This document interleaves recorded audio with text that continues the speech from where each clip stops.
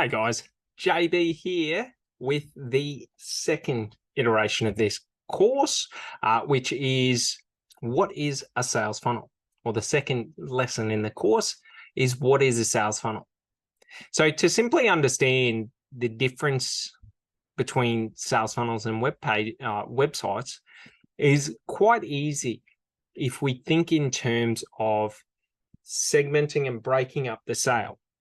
So essentially, a sales funnel is the web page equivalent of each step of our sales process. So the first step is to qualify someone as being interested. The second step is to have, an in-person or an over the phone or over Zoom meeting to work out and qualify them in more depth.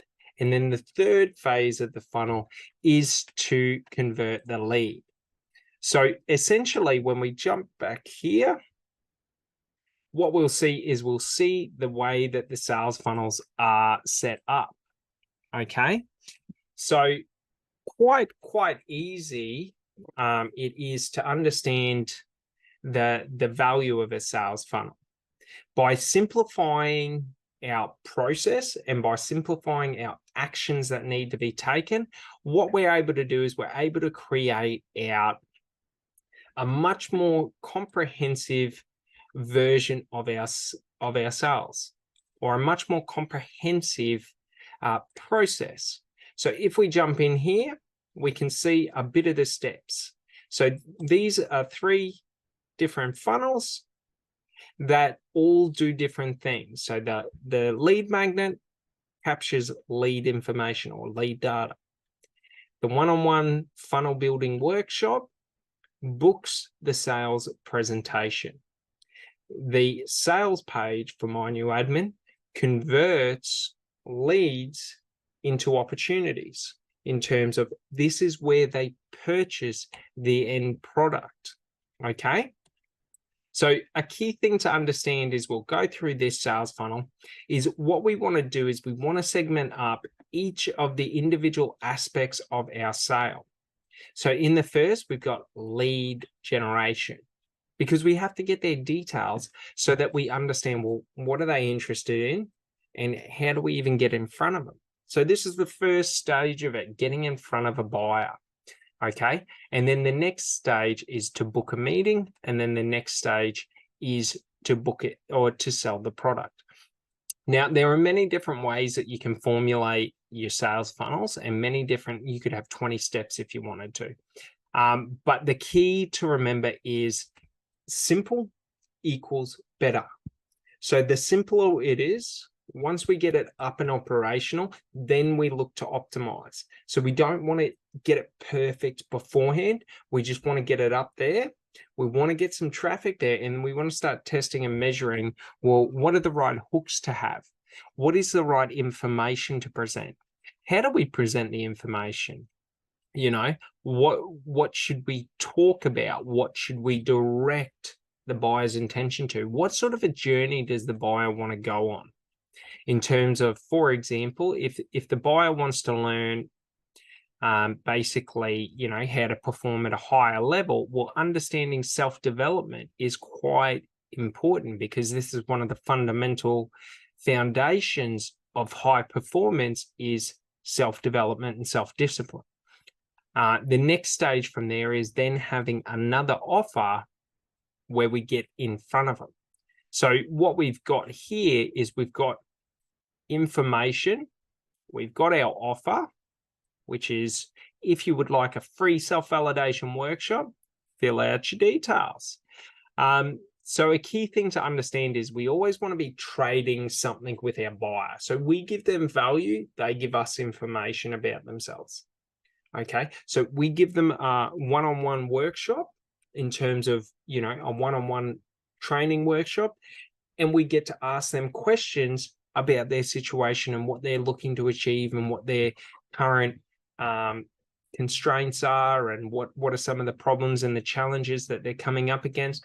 And we're able to trade our time and expertise in a specific topic for that information, to be able to ask those questions, rather than just saying, hey, book in a meeting and we'll run through this, this, and this, okay, and you'll get this as an end result. Because the thing is when you're asking someone to take action, you're asking them to utilize either their information or their time or their money. So what we have to do is we have to increase the value that we're giving them so that the trade is unbalanced, so that we're giving more value than we're asking for in return. So there are many methods to it. I personally love Russell Brunson's one. So if I'm going to sell you something for $10, I'm going to make sure there's $100 of value in there, just because it becomes an irresistible offer, because you're not spending $100 on a $100 product. You're spending $10 on a $100 product, which makes a lot more sense in terms of it's a lot lower risk for a buyer than it is if we're asking them to pay market value for it. The other thing is it allows us to condition a buyer or get a buyer used to agreeing and saying yes. Because if a buyer is putting their details in to claim the free workshop and then they move to the next stage, they've already said yes once. So now we get them to say yes again. And then by the time we get to the sales page, they've already said yes a couple of times. And now the likelihood that they would go through and say yes is increased.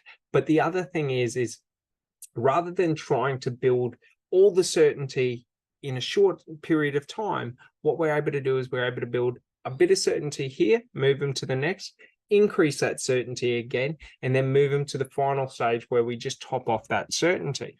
So for example, if I wanted to sell you software that, helps you to generate income online or helps you to operate your business, like if I wanted to sell you, SaaS software or business suite software, what I would do is create a lead magnet that explains one aspect of it, that teaches you about it, because the more you understand about it, the more opportunities will arise. In terms of, if you don't really understand how to use a sales funnel, me selling you a product with a sales funnel, or me selling you software that helps you create a sales funnel, doesn't really do you any good because you don't know how to utilize it. So what we want to offer people is we want to offer them value, but we want to make sure that value is utilizable, so they understand how to generate income with it, they understand how to use it. And then what we want to do is we want to show them the opportunity that they could be taking advantage of.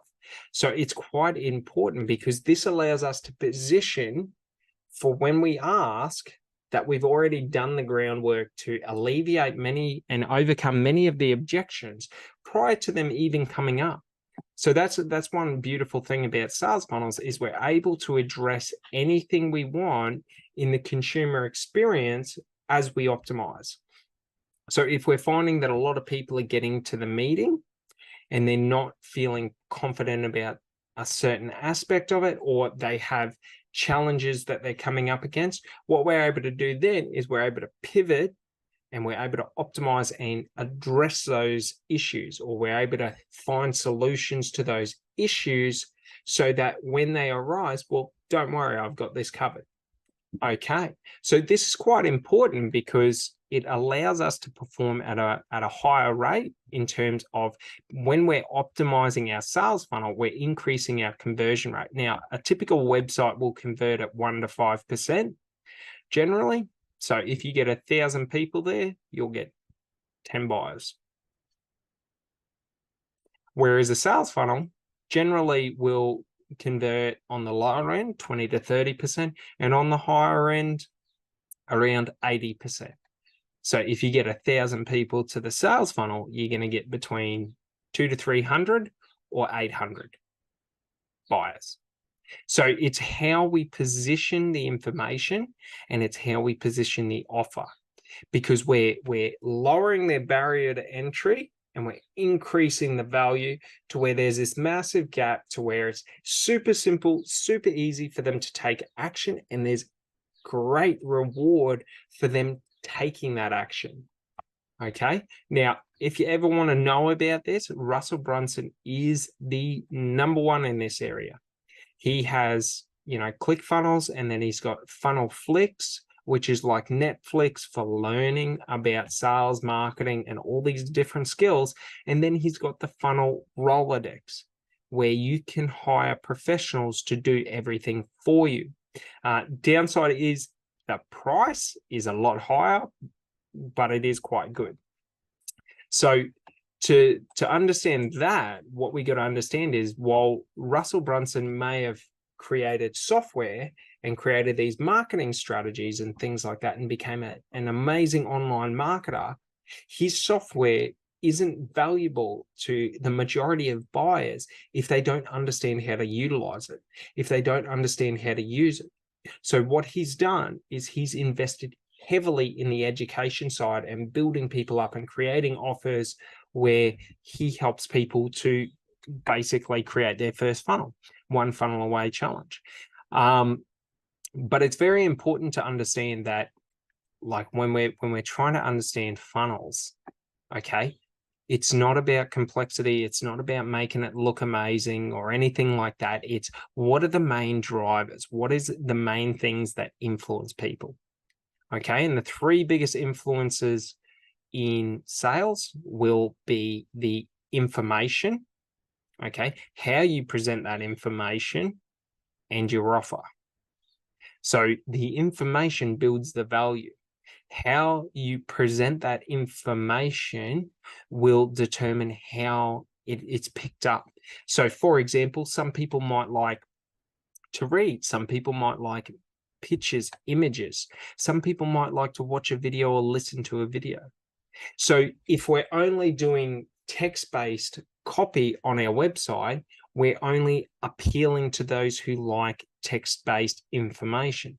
If we're doing, images, things like that. So by understanding our buyers and by understanding how they like to consume their content, we're able to mold our sales funnel to be the most effective that it can be. All right. So that's very valuable in the sense that it allows us to then perform at a higher level. But the other key thing about sales funnels are, because there's only one action to take per step, okay, and these are the steps over here. So we've got the lead magnet step, we've got the one-on-one meeting booking, and then we've got the sales step, okay? So because we're taking them through this journey of step by step by step, what we're able to do is we're able to see, well, how many people are we getting to this website? How is it convert to this funnel or funnel step? How is it converting? How many of them then move on to the next step? And how is that converting? And then how many of them move on to the next step? And how is that converting? So we're able to break it up into easy to do things, but we're also able to go into so much more detail, because in the lead magnet, we're only looking at one aspect, one feature, one benefit, and we're just doubling down on that. And then on the next, we will double down again on that one aspect and introduce some of the other, like drip feed or trickle down just some of the other aspects of it or the benefits. And what this allows us to do is that when we get to the sales page and we're asking for the order, okay, now we're able to go, well, have you thought about this? Have you thought about that? Like, to get them all this way, we've only used a small portion of the information on hand, and now we can utilize that additional information at the end of the sale, rather than going front heavy and having all the information up front, and then when they get to the end, we can only use discounts, or we can add in extra services and things like that to bump up the value. Information has value. So by holding back information and by giving them the right information to move them along, allows us to hold in reserve a lot of ammunition for when we get to the end of the sale. Because at the end of the sale, they may say, oh, sales funnels are great, but I don't know, you know, if that would be good for me as I've got X, Y, Z. So we're able to go in and we're able to show them some of the other features and benefits and say things like, you know, if you wanted to have an automated process where your texts and emails are going out automatically, you know, where we're able to create out multiple different, you know, CRM or pipelines for different promotions and things like that. So we're able to create a comprehensive package because we haven't tried to sell at the front end. We've got them in, we've educated them, and now at the back end, when we're selling, we're able to have a much more robust conversation because we know they're interested. We know a lot about them. We've done our qualifying, we've done our, you know, our conversation or our sales pitch or our sales presentation they've gone through. We know they understand the value of the product. So now when we're adding in these extras, we can go a little bit harder rather than if at the front I was telling you that you could do sales funnels, that you could do CRM and pipeline management, that you could do your email marketing, that you could automate the whole process, that you could build out courses, that you could do everything. You're going to get there and just be like, oh, this is way too much. This is too overwhelming. I don't know where to start. So that's the thing, is we want to create a journey for the buyer from them coming in at the start, the lead magnet, not knowing anything at all, and then educating them on that lead magnet, moving them to the next step, then educating them on that next step, then moving them to the next step, and then selling. So it's how we structure the process to how we can increase performance. Because it's more organized and more structured, there's less likelihood of a potential lead trying to navigate their own way. Okay. Alrighty. Well, that sort of finishes off a bit about sales funnels, and we'll get in on the next one. Have a great day.